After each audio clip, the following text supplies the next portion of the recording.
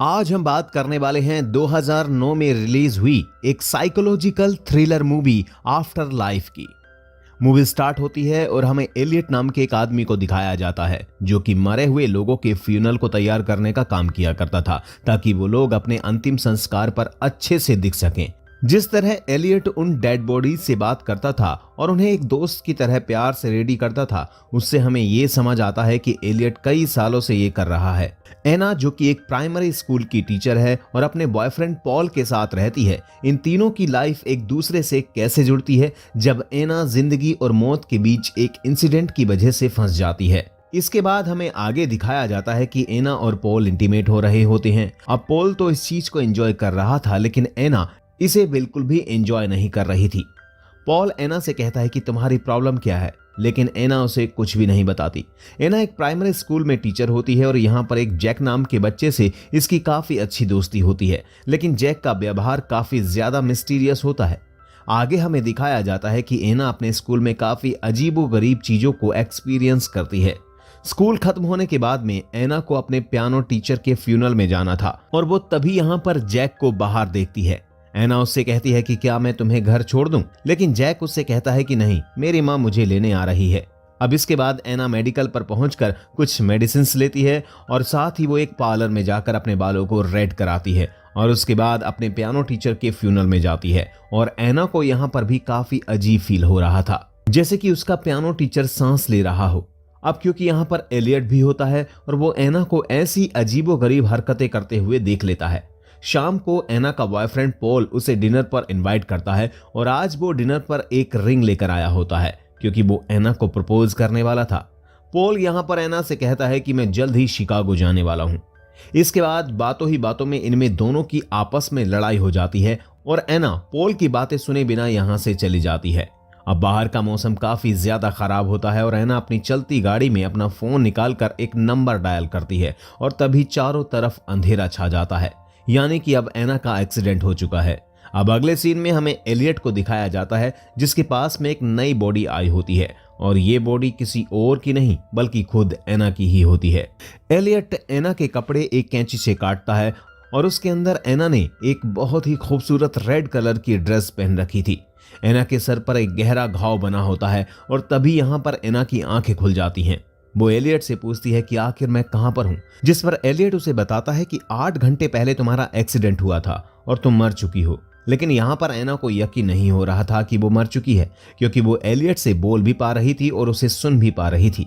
इसके बाद एलियट उसे उसका डेथ सर्टिफिकेट दिखाता है। वो एना से कहता है कि तुम्हारा 2 दिन बाद फ्यूनल है और वो उससे कहता है कि तब तक तुम्हारी आत्मा तुम्हारी बॉडी में ही रहेगी और जब तुम्हें दफना दिया जाएगा तब वो चली जाएगी।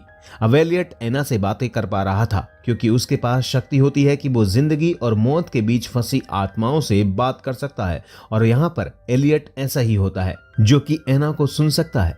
इसके बाद एलियट वहां से चला जाता है, लेकिन एना को अभी भी यकीन नहीं हो रहा था और वो सोच रही थी कि ये बस उसका एक डरावना सपना है। दूसरी तरफ हमें पॉल को दिखाया जाता है और उसे पता ही नहीं होता कि एना मर चुकी है। वो एना के नंबर पर कॉल करता है लेकिन एना का फोन एलियट के पास होता है और वो पॉल के फोन को कट कर देता है। इसके बाद हमें दिखाया जाता है कि पॉल एना के घर पर पहुंचता है जहां पर उसे उसकी मां से पता चलता है कि एना की डेथ हो गई है, जिस पर पॉल को भी इस बात पर यकीन नहीं हो रहा था और वो काफी ज्यादा दुखी होता है। लेकिन यहाँ पर एना की मॉम एकदम नॉर्मल दिख रही थी, जैसे उसे इस बात का कोई दुख ही ना हो। दूसरी तरफ हमें एलियट को दिखाया जाता है जो कि एना की बॉडी को फ्यूनल के लिए तैयार कर रहा था और वो एना के घाव को टांके लगा रहा होता है, लेकिन एना को इसका बिल्कुल भी दर्द महसूस नहीं हो रहा था। इसके बाद एलियट एक इंजेक्शन एना के गले पर लगाता है ताकि उसकी बॉडी की मसल्स एकदम रिलैक्स रहें।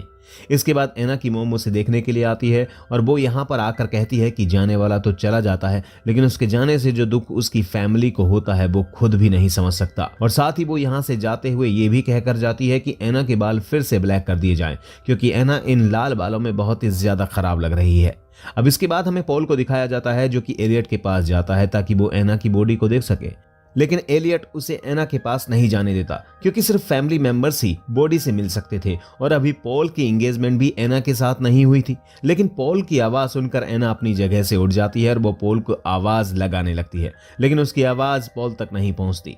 अब इसके बाद जब पॉल चला जाता है तब एना एलियट से पूछती है कि तुमने मुझे पॉल से क्यों नहीं मिलने दिया।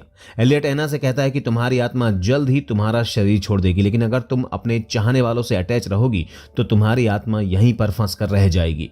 एना को यहां पर लगता है कि एलियट बकवास कर रहा है और मैं अभी भी जिंदा हूं। शायद उसने मुझे कोई ड्रग दिया है जिससे कि वो कुछ भी महसूस नहीं कर पा रही है। दूसरी तरफ पॉल अपने फ्रेंड से मिलने के लिए पुलिस स्टेशन जाता है और उसका दोस्त एक पुलिस ऑफिसर होता है।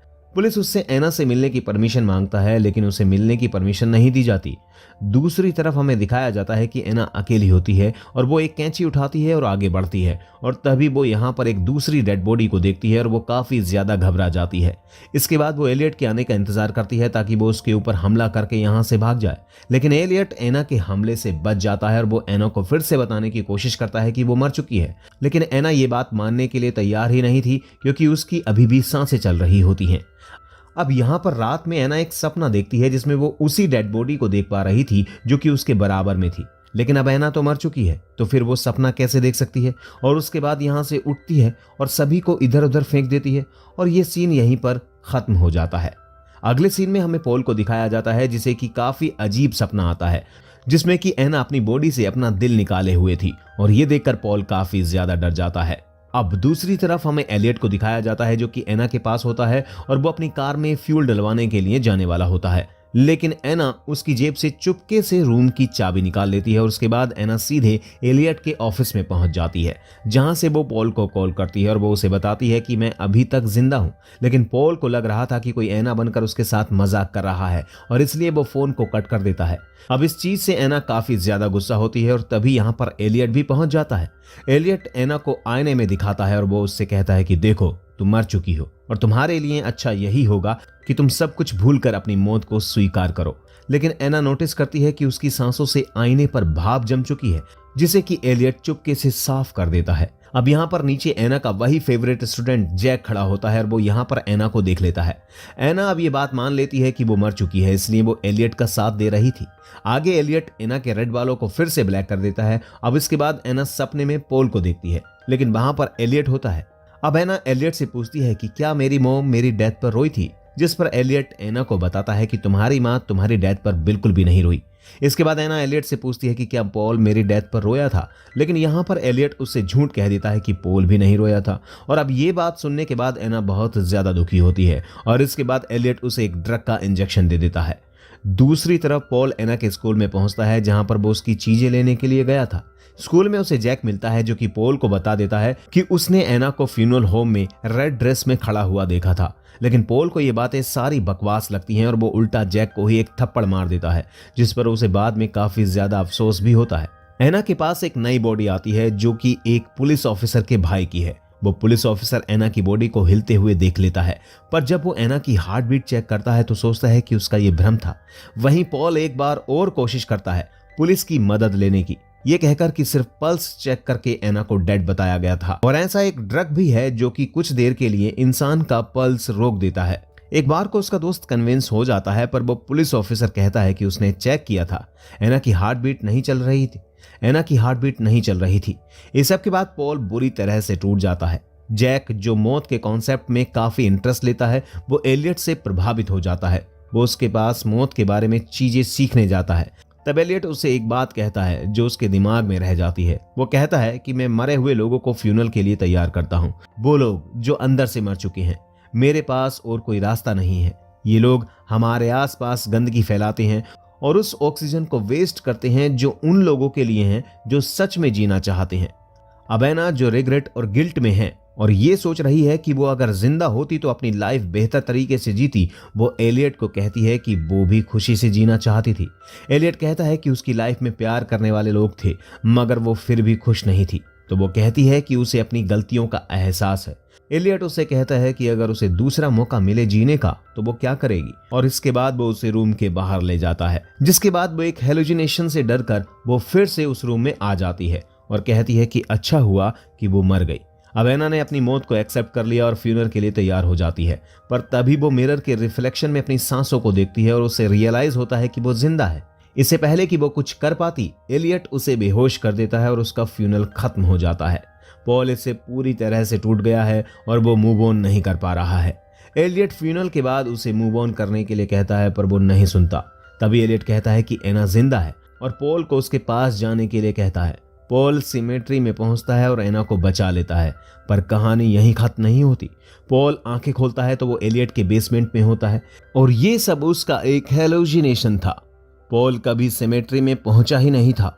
रास्ते में एलियट ने उसका एक्सीडेंट बिल्कुल वैसे ही करवा दिया था जैसे एना का करवाया था, और ये सब कुछ वो पॉल को बताता है। वो पॉल को ये भी बताता है कि वो अंदर से मरे हुए लोगों को एक और मौका देता है जिंदगी जीने का, और देखना चाहता है कि वो चेंज होते हैं या नहीं।